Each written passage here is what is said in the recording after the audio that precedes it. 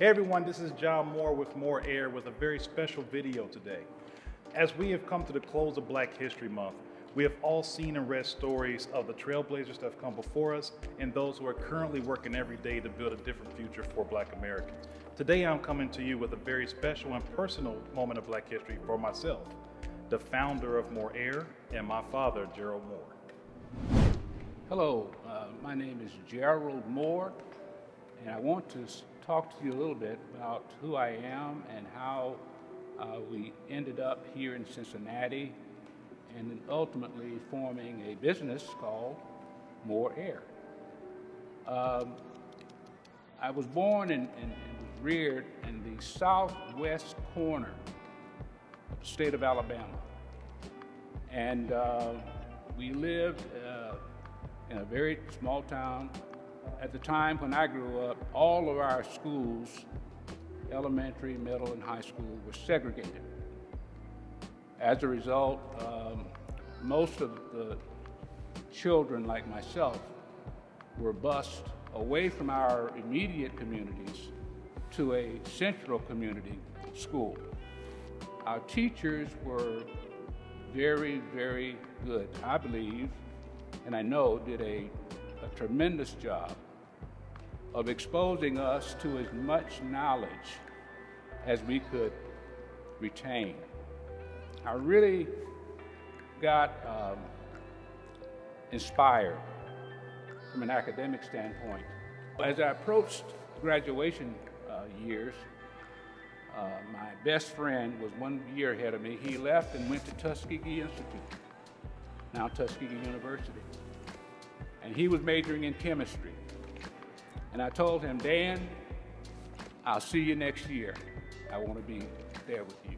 Then when it was time to go to college, that's when things really got interesting. My advisor said, look, I sent an application to Tuskegee. They said, you're accepted.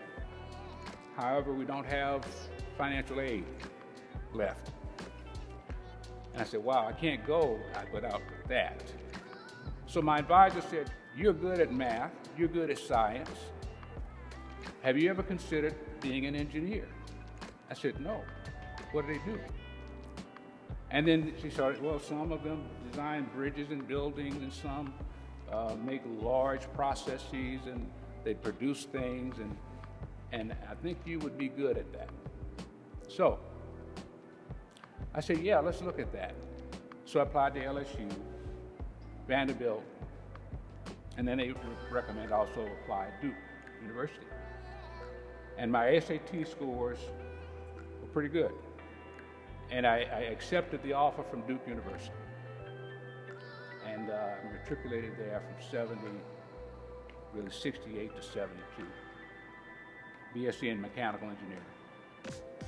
And my approach was, I wanted to do all of my work. If I had to stay up at 4 a.m.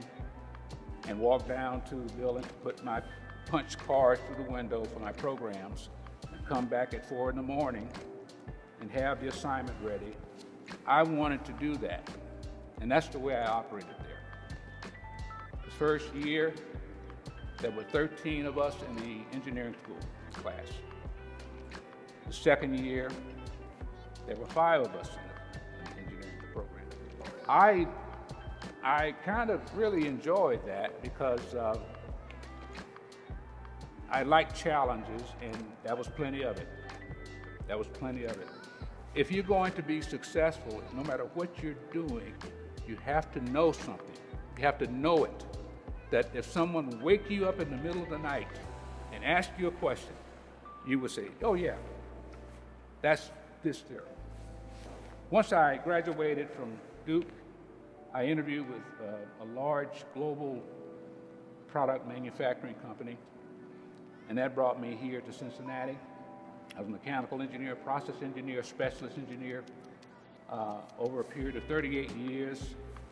And so I retired October 2010.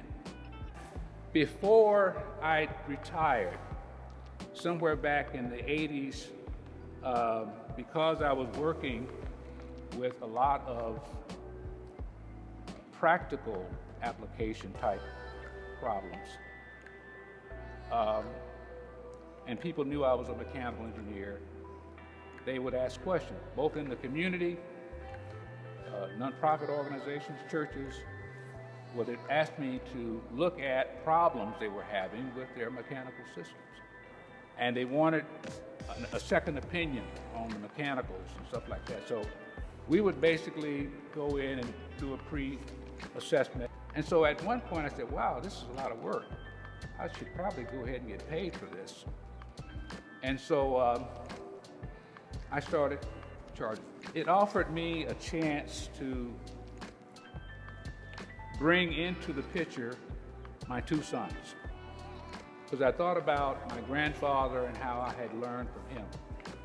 So I basically had projects on weekends, so I asked them if they would be willing to accompany me and do some of these projects.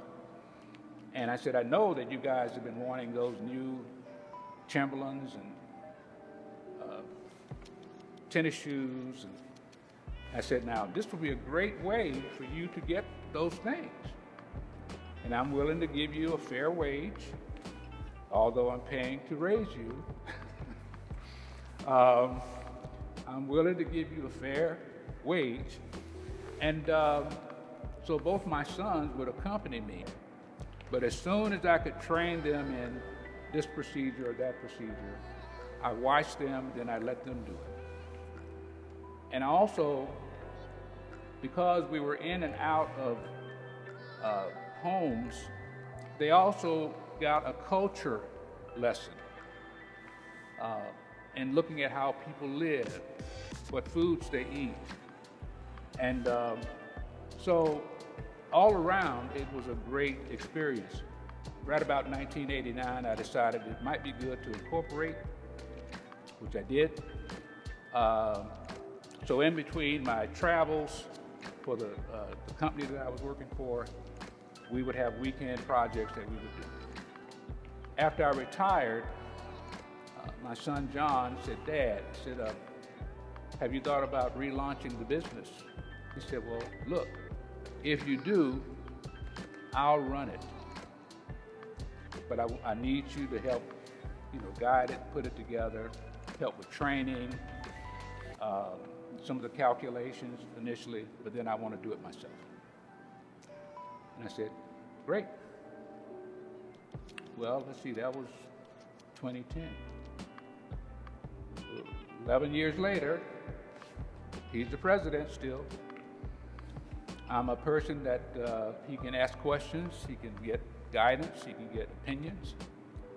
But basically, he is the man in charge. So my takeaway in my sharing this would be to basically encourage anyone out there who feels that they are not capable enough, they don't know enough. Don't sell yourself short. We did things that we had no idea we would be able to do. I've done things and worked on projects that I never believed I would be capable of doing. But it takes hard work, it takes drive and commitment, and there are just some simple things in life that you have to understand. And basically not only understand, but you own. And those are things like this. If someone else can do that, I can do that. If I apply myself and I don't just play at it, I want to be great at it. You will not only become good at it, more than likely someone else will see what you're doing and be encouraged by that.